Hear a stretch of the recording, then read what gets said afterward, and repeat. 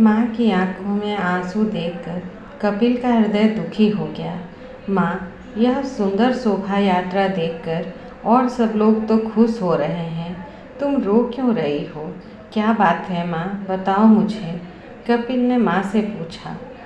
माँ ने बात को टालने की चेष्टा की, पर कपिल का भालहट नहीं थमा। आखिर माँ ने कहा, बेटा, एक दिन अपने घर से भी इसी तरह जुलूस राजा के दरबार में जाता था। राजा जीतशत्रु तुम्हारे पिता का बड़ा सम्मान करते थे। राजपुरोहित थे तुम्हारे पिता। उनकी मृत्यु के बाद यह पद अपने हाथ से चला गया। आज तुम्हारे पिता के पद पर आए दूसरे पुरोहित की शोभा यात्रा देखकर वही बीती बात याद आ गई। माँ, क्या मैं अपने पिता का पद फिर से प्राप्त कर सकता हूँ? कपिल ने माँ से पूछा। हाँ बेटा, क्यों नहीं, पर तुम पढ़ो तब ना। अभी तो कुछ पढ़ते ही नहीं हो, खेल कूद में सारा समय गंवा रहे हो। संसार में अनपढ़ की कोई इज्जत नहीं करता, सभी जगह विद्वान की पूजा होती है। अच्छा माँ, अब मैं अवश्य ही पढ़ूंगा। तुम अपने आंसू पोंछो। पिता की इस पद पर एक दिन तुम्हारा बेटा बैठेगा माँ। कपिल पढ़ाई में जुट गया, किंतु उसकी माँ यशा जानती थी कौशाम्बी के विद्वानों में कितनी ईर्ष्या और डाह है। सभी जानते हैं राजपुरोहित कश्यप का पुत्र पढ़ लिख कर एक दिन राजपुरोहित पद का अपना परंपरागत अधिकार प्राप्त कर सकता है। तब राज दरबार में उनकी दाल कैसे गलेगी? यह सोचकर यशोदा ने पति के मित्र उपाध्याय इंद्रदत्त के पास कपिल को श्रावस्ती भेज दिया। वह श्रावस्ती का जाना माना विद्वान था। कपिल उसके पास पहुंचा, अपना परिचय दिया। उपाध्याय ने मित्र पुत्र को अपने पुत्र की तरह समझा। श्रावस्ती के धनाढ़ सेठ शालीभद्र के घर पर कपिल के रहने और भोजन की व्यवस्था कर दी गई। कपिल निष्ठापूर्वक विद्या अध्ययन में जुट गया। शालीभद्र के घर पर एक सुंदर दासी थी, बड़ी नटखट और चंचल। कपिल की व्यवस्था उसी के जिम्मे थी। दोनों में परिचय बढ़ा, बढ़ते बढ़ते परिचय प्रेम में बदल गया। अब प्रेम की पढ़ाई शुरू हुई तो गुरुकुल की पढ़ाई पीछे छूटने लगी। आचार्य कपिल को बार बार झिड़कते, आजकल पढ़ने में ध्यान नहीं है तुम्हारा। क्यों, क्या बात है? दिमाग कहाँ चक्कर काट रहे हैं? आचार्य की फटकार पर कपिल चुप हो जाता। धीरे धीरे गुरुकुल में जाना भी छूट गया। अब कपिल दासी के साथ मस्त रहने लगा। वह यह भूल गया कि उसने माँ के आंसू पोंछने का वादा किया था। विद्वान बनने के लिए ही तो वह श्रावस्ती आया था। वह अपने पिता के मित्र का अतिथि है। परंतु कपिल प्रेम में अंधा होकर दिन रात दासी के पीछे लगा रहता। एक बार नगर में वन महोत्सव की तैयारियां होने लगी। उत्सव में नगर की युवा नारियां नए नए वस्त्राभूषण पहनकर वन विहार के लिए जा रही थीं। दासी ने कपिल से कहा, मुझे मूल्यवान रेशमी वस्त्र नहीं तो कोई साधारण सा नया वस्त्र ही ला कर दो। हीरे मोती के हार नहीं दे सकते तो फूलों के 2-4 गजरे ही खरीद सकूं, इतने पैसे तो लाओ, नहीं तो हम जोली सखी सहेलियों के बीच इस दशा में वन क्रीड़ा को कैसे जाऊंगी। अब तो मैं तुम्हारी हूँ, तुम्हें मेरा नखरा पूरा करना पड़ेगा। कपिल के पास क्या था? वह तो भिक्षुक विद्यार्थी था। खाने पीने की आवश्यकता शालीभद्र के घर से पूरी हो जाती थी और विद्याध्ययन की व्यवस्था उपाध्याय इंद्रदत्त के यहाँ थी। दासी की बातों से वह गंभीर हो गया। वह कुछ बोल नहीं सका। दासी ने कहा, चुप रहने से नहीं चलेगा, कुछ मेहनत करो। संसार बसाते हो तो धन के बिना कैसे चलेगा? कपिल ने कहा, परंतु मेरे पास तो एक फूटी कौड़ी भी नहीं है, धन लाऊं तो कहाँ से लाऊं? कपिल ने उत्तर दिया। दासी ने एक उपाय बताया। धन प्राप्ति के 2 तरीके हैं, भिक्षा या चोरी। ब्राह्मण पुत्र हो, भिक्षा मांगने में तुम्हें कोई संकोच नहीं। जानते ही हो, श्रावस्ती में एक धनदत्त नाम का सेठ है। प्रभात बेला में सबसे पहले जाकर जो कोई उसे आशीर्वाद देता है, उसे वह 2 मासा स्वर्ण दान करता है। तुम वहाँ जाओ, इतने से स्वर्ण से कम वन महोत्सव की सामग्री तो आ ही जाएगी। कपिल के निराशा भरे हृदय में आशा की लहर दौड़ गई। वह सोचने लगा, प्रातःकाल सबसे पहले सेठ को दिन के मंगलमय होने का आशीर्वाद दूंगा और 2 मासा सोना ले आऊँगा। इन्हीं विचारों में रात भर उसे नींद नहीं आई। अब रात कितनी बाकी है, मेरे से पहले कोई और न पहुंच जाए। कपिल का मन उतावला हो रहा था। प्रतीक्षा का एक पहर भी वर्ष जितना लंबा लग रहा था। कपिल स्वर्ण लाभ के लोभ में पगला गया।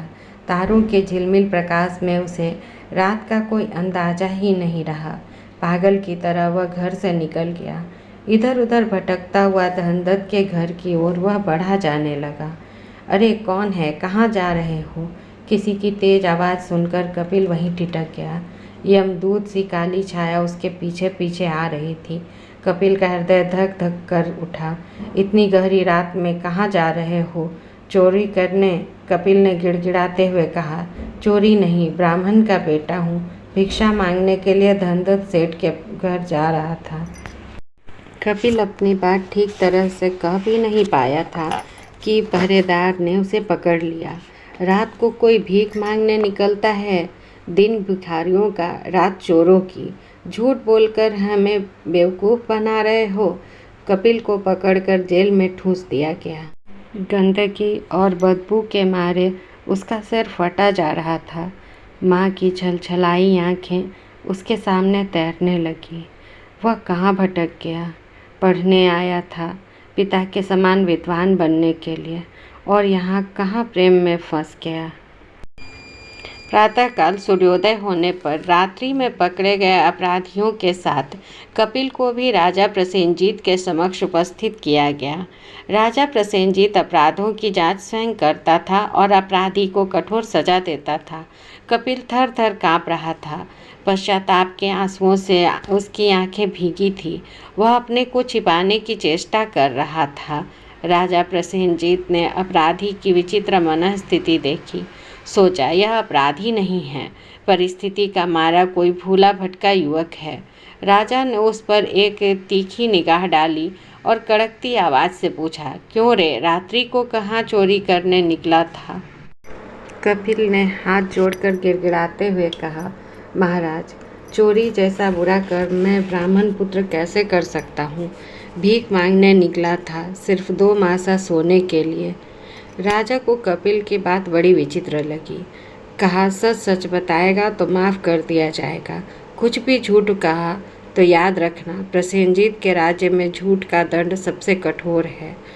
कपिल ने नपे तुले शब्दों में अपने जीवन का बीता घटना चक्र राजा के सामने रख दिया।